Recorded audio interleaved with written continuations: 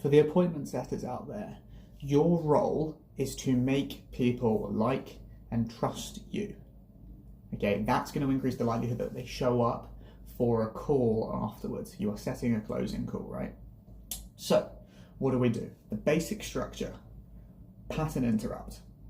That could be, all right, Dave, how's it going? And they're like, who the hell is this? And you're like, yeah, sorry, mate.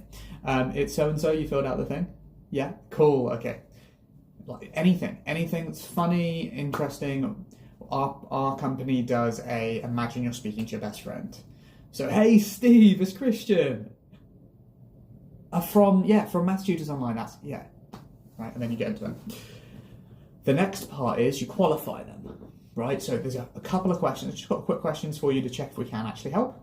Yes, we qualify. Okay, if they qualify, tell them they qualify. That's it. Like, yes, amazing, we are likely to be able to help you. For me to figure out more, tell me about these things. Now, when they tell you stuff, it is outrageously important that you acknowledge what they have said. Okay, we're going to throw out of the window, no worries, and then just ask the next question. It's not good. Or, perfect. Saying perfect to a negative thing, I promise you, makes you sound like you don't like them. I just saw that now with someone we're training. It was funny, but we had an amazing fix. How do we fix it? By, at a very worst case, you can just essentially summarize what they've said to you. Right, I'm hearing, okay, I totally understand that XYZ happened. That sucks to hear, so sorry about that. Next question. That's great. You can comment on it like you would in a normal conversation. No way, that's awful, right? My go-to favourite phrase is, we hear that all the time. You're completely not alone that you're in the situation of XYZ. Makes people feel safe, right?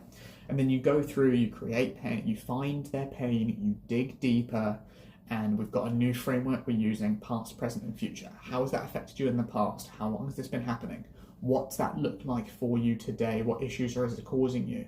What do you want your future to look like? If you carry on this path, if you want it to be better, what do you want the outlook? How's that going to affect your life? Blah, blah, blah. If you do that, that's going to create motivation and you acknowledge everything they say. That's going to create desire for them to show up to the call.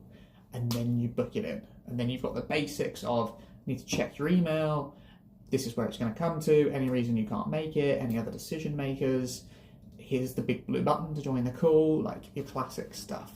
But this is the basics of appointment setting. I've just saved you anywhere from £500 to £2,000 depending on whose course you're buying. So acknowledge they've been heard, make them feel safe, ask the next question, create the difference between where they want to be and where they are now and why, and then book the call in. That's appointment setting 101. Have a great day. Peace.